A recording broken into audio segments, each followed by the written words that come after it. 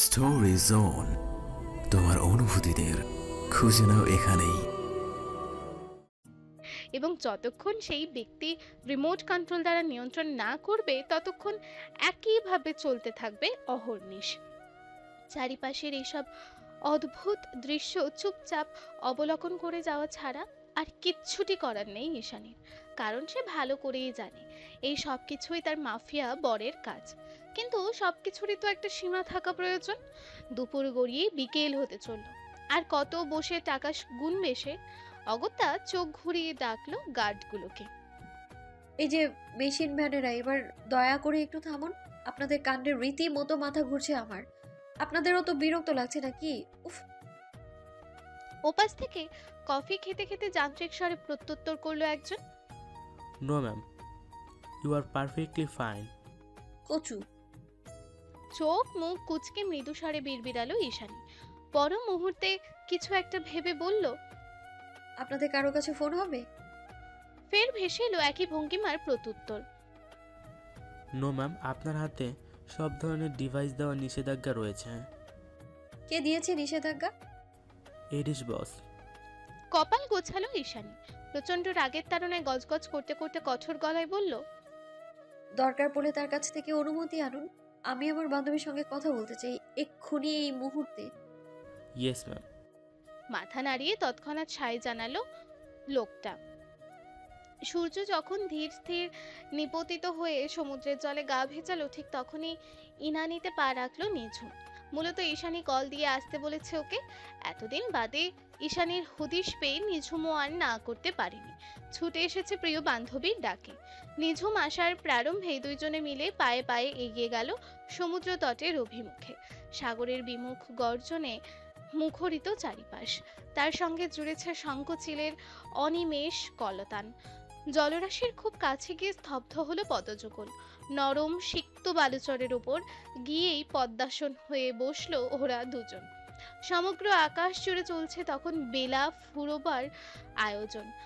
বিষাদ মাখা নয়ন মেলে সেই সব এক দৃষ্টে অবলোকন করছে নিঝুম, আর ঈশানী দেখছে নিঝুমকে। নিভে আসা সূর্যের রক্তিম আভার ভীষণ মায়াবী দেখাচ্ছে মেয়েটাকে। গোধূলির শেষ প্রহরের হলদেটে আলোয় চুইয়ে চুইয়ে পড়ছে তার স্নিগ্ধতা, অথচ মুখের কোথাও চঞ্চলতার লেশ মাত্র নেই। আছে কেবল চাপা আর্তনাদ। অদ্ভুত অদৃশ্য এক বিষণ্ণতায় ছেয়ে গেছে মেয়েটার সমগ্র মুখশ্রী। ঈশানীর সন্দেহ হয় এতটা চুপচাপ বেখেয়ালি কখনো দেখেনি ও নিঝুমকে। উদ্বিগ্নতায় ভ্রু কুঞ্চিত হয়ে আসে তার। তৎক্ষণাৎ শান্ত গলায় শুধায়, কি হয়েছে তোর নিঝুম? দৃষ্টি সরিয়ে ঘাড় বাঁকায় নিঝুম। আনমনে জবাব দেয়, কই কিছু না তো। কিছু তো অবশ্যই হয়েছে, মুখে না বললেও তোর চেহারা স্পষ্ট বোঝা যাচ্ছে। শেষ কবে রাতে ঘুমিয়েছিলি বলতো? প্রিয় বান্ধবীর থেকে আপন সত্তা লুকিয়ে রাখা দায় বরাবরই সে বুঝে যায় কোনো এক ঐশ্বরিক ক্ষমতা বলে। নিঝুম দীর্ঘশ্বাস ছাড়ে আড়ালে। ঈশানীর চোখ এড়ায়নি কোনো কিছুই। ফের বিরক্ত হয়ে শুধায়, এভাবে দীর্ঘশ্বাস ছাড়ছিস কেন? কিসের এত দুঃখ তোর? এতক্ষণ মুখ খুলল নিঝুম। শান্ত স্বরে জানালো, আমার বিয়ে ঠিক হয়ে গেছে রিশু। এক চিলতে নরম হাসিতে ঠোঁট প্রসারিত হয় ঈশানীর। মেয়েটা উৎসুক কণ্ঠে বলে, এটা তো খুশির খবর, আমার তো শুনেই আনন্দ লাগছে। তাহলে তুই কেন এমন প্যাঁচার মতো মুখ করে রেখেছিস? কোন দুঃখে? প্যাঁচা শব্দটা ধ্বনিত হতেই তেলে বেগুনে জ্বলে উঠল নিঝুম। দাঁত কটমটিয়ে বলল, খবরদার ওই হাড় বজ্জাতের নাম ভুলেও আমার সামনে মুখে নিবি না তুই। প্যাঁচা যে হাড় বজ্জাত কে বলেছে তোকে? প্যাঁচাও এক ধরনের পাখি। পাখি না ছাই, না আছে রূপ আর না সুর, ওইটা হলো পাখি নামের কলঙ্ক, বুঝেছিস? কি হয়েছে বলতো তোর? এত রেগে আছিস কার উপর? খানিক নৈশব্দ। নিঝুম জবাব দেয় না। কিভাবে যে কথাটা খুলে বলবে ঠিক বুঝেই উঠতে পারে না। ঈশানী ওকে ধাতস্থ করে বলে, তুই যদি কোনো কারণে বিয়েটা করতে না চাস তাহলে বাড়িতে সরাসরি বল। নিঝুম হাঁপিয়ে ওঠে। পরপর কয়েক দফা দীর্ঘশ্বাস ছেড়ে বলে, সেটা সম্ভব নয় রিশু। আমি আত্মিক টানে বাধা পড়েছি।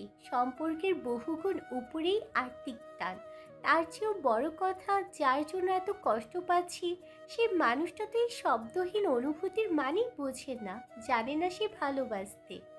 তুই কার কথা বলছিস? ঈশানীর কণ্ঠে উপচে পড়া কৌতূহল দ্বিধা করল না নিঝুম, সরাসরি বলল, তুষারের কথা। মানে তুষার জাওয়াদ? হুম। ছোট্ট করে সম্মতি জানালো নিঝুম। তৎক্ষণাৎ বিস্ফোরিত হয়ে উঠল ঈশানীর অক্ষি যুগল। এক মুহূর্তের জন্য নিজের কানকে যেন বিশ্বাস করতেই পারছিল না রমণী।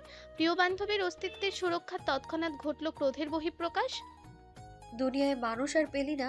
তুষারকে কতটুকু চিনিস তুই? চিনি তো, তুষার অরণ্যর অ্যাসিস্ট্যান্ট। দাঁত কিরমিরালো ঈশানী। সরাসরি কিছু বলতে গিয়েও বলল না।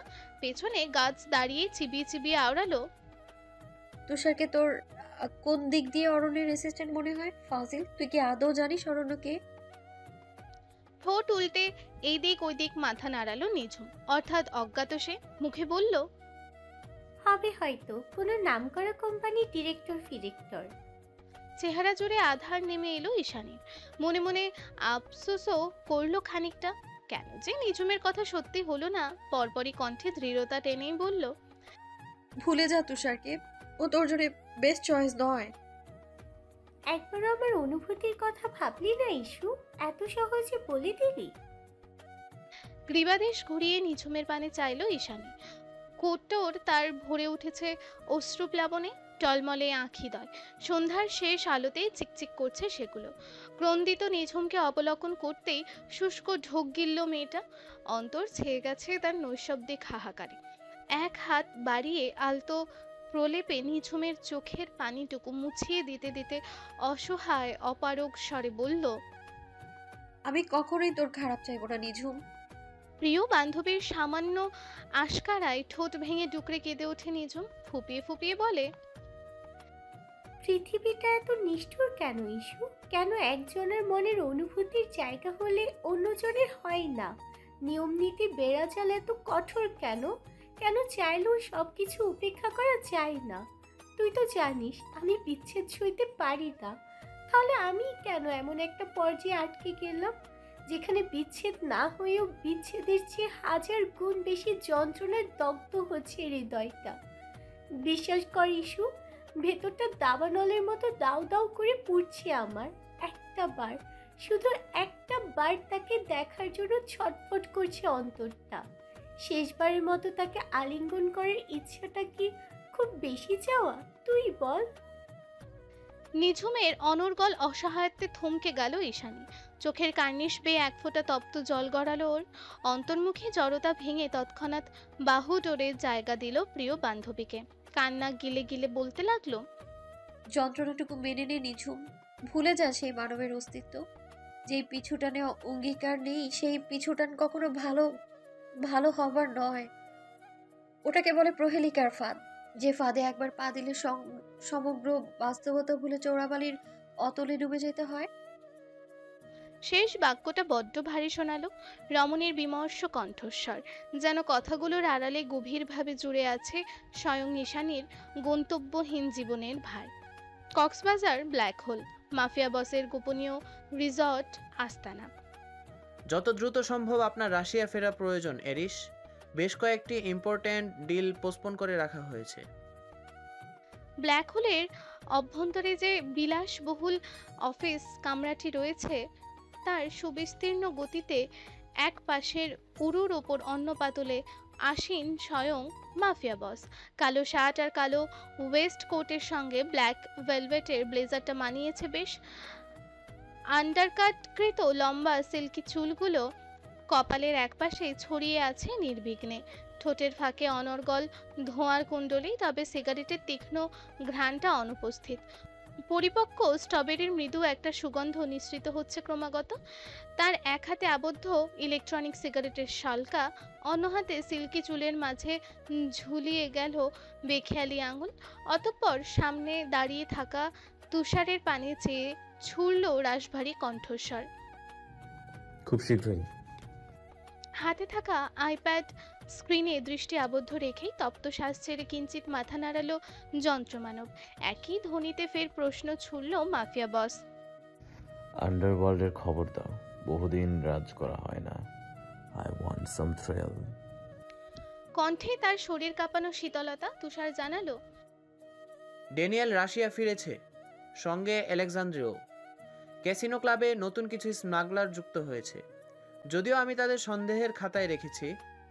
আর হ্যাঁ, ব্রাডভা এর সদস্যরা মিশনের প্রস্তুতি নিচ্ছে।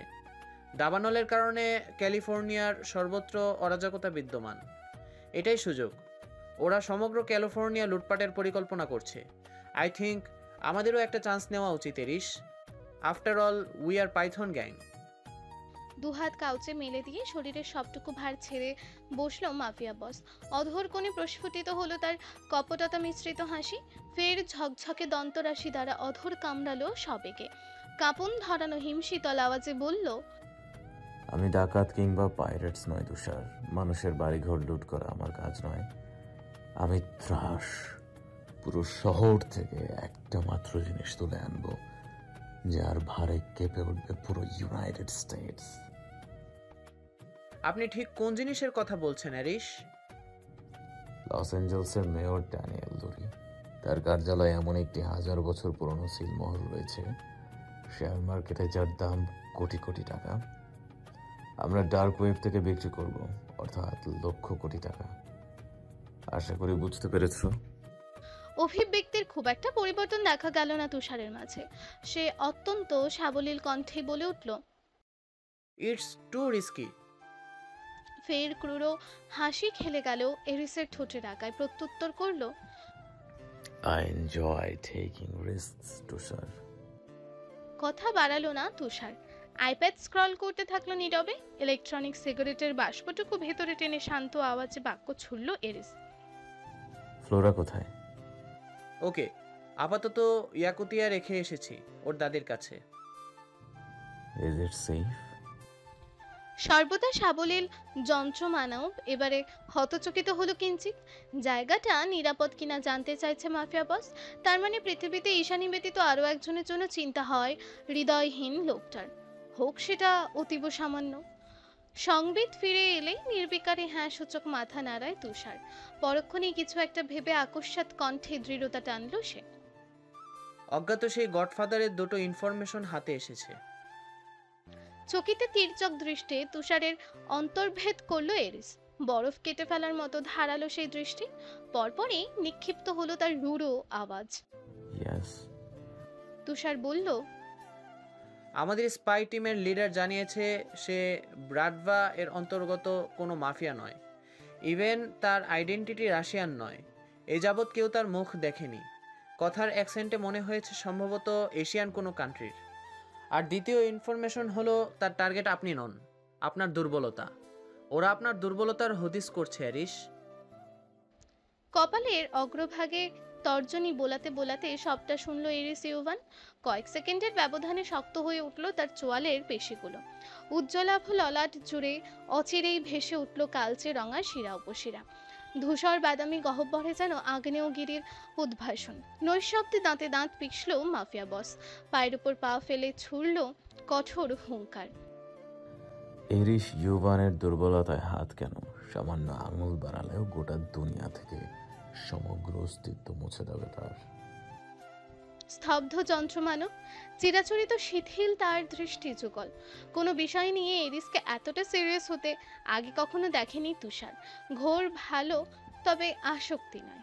নীল চোখের মেয়েটা এরিসের মাত্রাতিরিক্ত আসক্তিতে পরিণত হচ্ছে দিনকে দিন।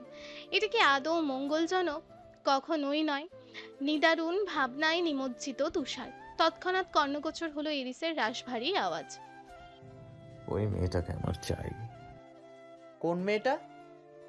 সম্বিত ফিরে আসতেই পাল্টা প্রশ্ন ছুড়ল তুষার। এরিস জানালো, রিয়ানা। পাইরেটস লিডার রিচার্ডের গার্লফ্রেন্ড? ইয়েস। এই গডফাদার রহস্যের প্রথম ধাপই হলো রিয়ানা। নির্বিকারে হ্যাঁ সূচক মাথা নাড়ালো তুষার। একটু সময় নিয়ে স্বগতোক্তিতে বিড়বিড়ালো, যা বুঝলাম এই গডফাদার সাধারণ কোনো মাফিয়া নয়। He is a master mind. দু হাত মুষ্টিবদ্ধ করে সম্মুখে ঝুঁকলো মাফিয়া বস। শূন্য দৃষ্টি জুড়ে তার অমানিসার দীপ্তি। রহস্যের ঐন্দ্রজালিক ঘোরে আবদ্ধ সেই চাহনি, মুহূর্তেই ঠোঁট বাঁকিয়ে ছুড়ল হিমশীতল আওয়াজ। If he is a mastermind, then I'm the world card of his game. Hello dear listeners, আপনারা শুনছেন স্টোরিজ অন প্রেজেন্স ধারাবাহিক পর্ব গল্প। আমাদের সামগ্রিক প্রচেষ্টাকে উৎসাহিত করতে লাইক এন্ড কমেন্ট করতে ভুলবেন না। Thank you. কক্ষ জুড়ে নৈশব্দে বিরাজমান। তুষার চেয়ে আছে, এরই মাঝে দরজা ভেদিয়ে ভেসে এলো রিনরিনে মেয়েলি গলার স্বর। ভেতরে আসবো? মুহূর্তেই বদলে গেল আবহ, খেই হারালো পৈশাচিক অস্তিত্ব। রক্তিম হয়ে ওঠা হিংস্র দানবীয় চোখগুলোকে একলাহমায় গ্রাস করে নিল নমনীয়তা। এরিসের মনে হলো ওর শুকনো প্রাণহীন খড়খড়ে অন্তর জুড়ে ঝমঝমিয়ে বর্ষণ এলো এক পশলা। ঘাড় ঘুরিয়ে পেছনে দৃষ্টিপাত করলো তুষার। দেখতে পেল সুতির লং স্কার্ট আর লেডিস শার্ট পরিহিত নীলাম্বরীকে। যেহেতু মুহূর্তটা তাদের একান্ত ব্যক্তিগত, তাই তুষার আর সময় অতিবাহিত করলো না, দ্রুত হেঁটে প্রস্থান করলো সেখান থেকে। যাওয়ার সময় ঈশানীর সঙ্গে দৃষ্টি মিলিত হলো এক পল। তুষার খুব একটা খেয়াল না করলেও ঈশানীর দৃষ্টি ছিল প্রখর। এরিস এখনো তার গদিতে আসীন।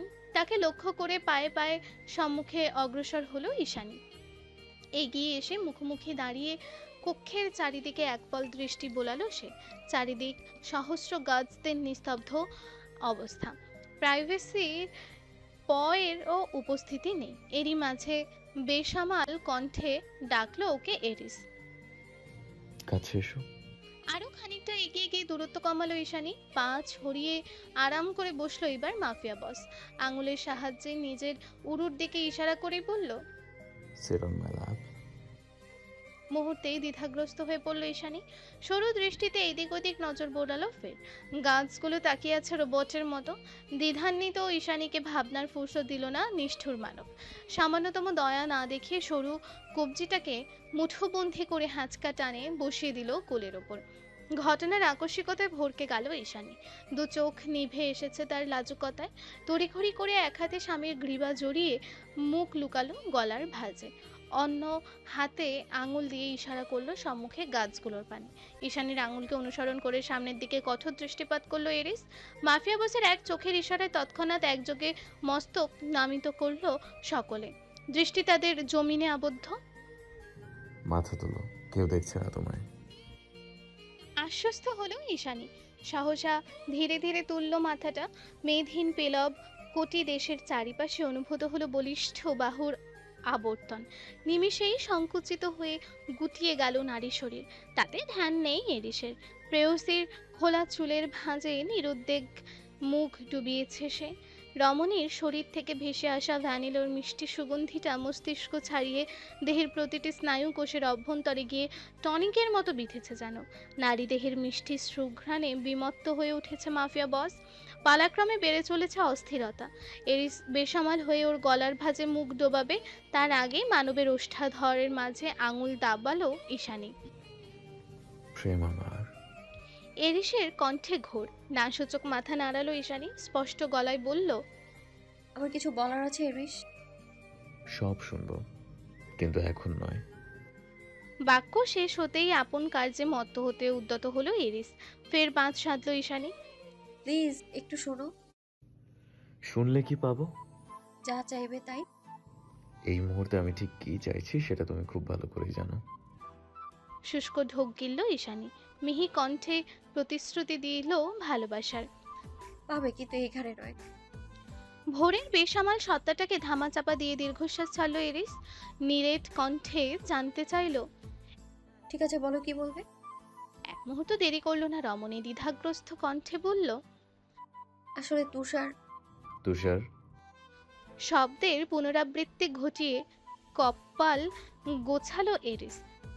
এদিকে ওদিকে মাথা নাড়ল ঈশানী। কুণ্ঠিত স্বরে বলল, না মানে আমার বান্ধবী নিঝুম, আগামীকাল ওর বিয়ে।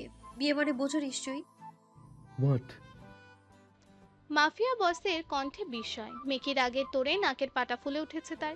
ঈশানী ওর ফুলে ওঠা নাকটা টেনে দিয়ে বলল, হোয়াট করো না তো, আমায় বলতে দাও। জিভের ডগায় অধর ভেজালো ঈশানী। কিছু বলতে যাবে তার আগে ওর মুখের কথা কেড়ে নিল এরিস। এভাবে ঠোঁট ভিজিও না। I'm madly craving for your kiss. চোখ ঘুরিয়ে এরিসের মুখের পানে দৃষ্টিপাত করলো ঈশানী। তৃষ্ণার্থ চোখ দুটো তার ঈশানীর অধর মাঝে নিবিষ্ট।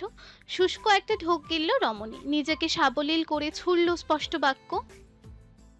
নিজুম শেষবারের মতো তিশার সঙ্গে একবার দেখা করতে চায় এরিস। ধ্যান ভাঙলো এরিসের।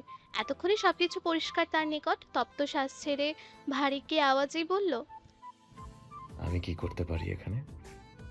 আমি চাই নিঝুমের শেষ ইচ্ছেটা পূরণ হোক। প্লিজ জান না করো না। জান কেন বললে? কে শিখিয়েছে তোমায়? কেউ না, ভেতর থেকে চলে এলো। আমার কথা আমাকে ফেরত দিচ্ছ? দিচ্ছি। এবার বলো, তুমি তুষারকে রাজি করাবে? দু হাতে আঁকড়ে ধরে ঈশ্বর নমনীয় কাঁধে চিবুক ঠেকালো মাফিয়া বস। শান্ত নির্জীব কণ্ঠে বলল, কারোর ইমোশনে হস্তক্ষেপ করার রাইট আমার নাই। ঈশানী ব্যতিগ্রস্ত হলো। বায়না ধরা বাচ্চাদের মতো মাথা নাড়িয়ে বলতে লাগলো, আমি জানি সেটা, কিন্তু তুমি বলে তুষার কখনোই না করবে না এরিস। এত কনফিডেন্স আমার উপর? প্লিজ না করো না, এটাই আমার শেষ আবদার। এ যাবৎ সব আবদারই তোমার শেষ আবদার ছিল। গ্রীবা ঘুরিয়ে এরিসের মুখাবয়ব পরখ করলো ঈশানী। অধৈর্যতায় দৃষ্টি ঝাপসা হয়ে এসেছে তার। নেত্রযুগলের মিলন ঘটিয়ে ভেজা কণ্ঠে ফের মিনতি করলো মেয়েটা। প্লিজ, সত্যি বলছি, এটাই শেষ, আর কখনো কিচ্ছু চাইবো না। মেয়েটার টলমলে অক্ষিদয় পরখ করে দীর্ঘশ্বাস ছাড়লো মাফিয়া বস। পরপরই দুই হাতে শক্ত করে আঁকড়ে ধরল রমণীর তুলতুলে নারী অস্তিত্বখানি। সুতীব্র পেশনে ভেঙে চুরে দিতে চাইলো কবুতরি দুটো সুউচ্চ চূড়ো।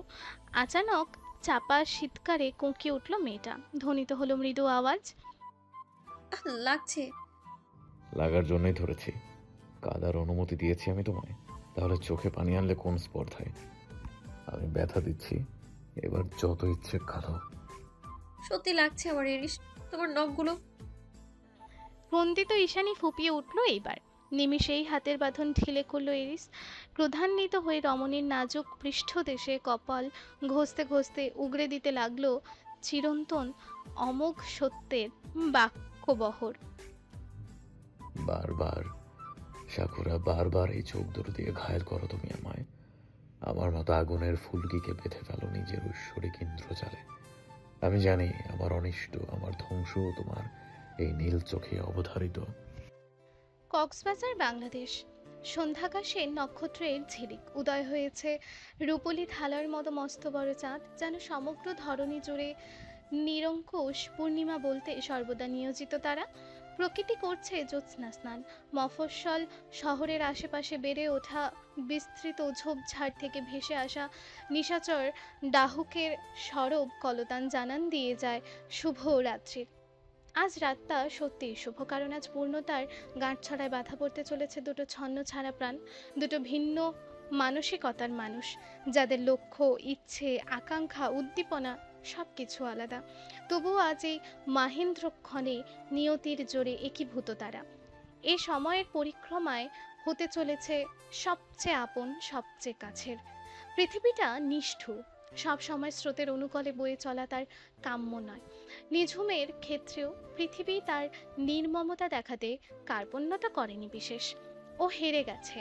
সমাজ, পরিবার, দায়িত্ববোধের তাড়নায় বিসর্জন দিয়েছে নিজের সুপ্ত অনুভূতির ঠুনকো শহরকে।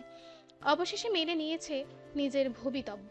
অথচ আজ এই সুসজ্জিত পরিণতির রাতেও তার নির্ঘুম নিশাবসান ভেজা অক্ষিদয় সর্বত্র খুঁজে চলেছে এক বেপরোয়া বেলাগাম মানবের অস্তিত্বকে।